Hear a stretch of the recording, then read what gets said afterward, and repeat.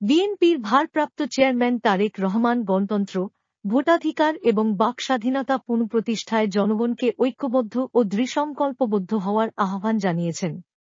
শুক্রবার বাংলাদেশ সময় রাত 8:30টায় নিজের ভেরিফাইড ফেসবুক পেজে এক পোস্টে তিনি আহ্বান জানান।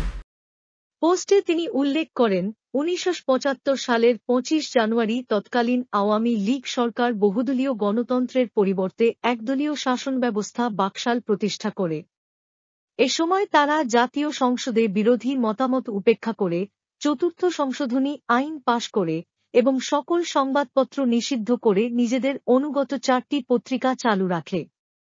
তারেক রহমান দাবি করেন, এ ব্যবস্থা কায়েমের মাধ্যমে দেশের গণতন্ত্র, স্বাধীনতা ও ঐক্যকে বিপন্ন করা হয়। তিনি উল্লেখ করেন, বিরোধী দলগুলোর প্রতি অমানবিক আচরণ করা হয় এবং কারাগার হয়ে ওঠে তাদের স্থায়ী ঠিকানা।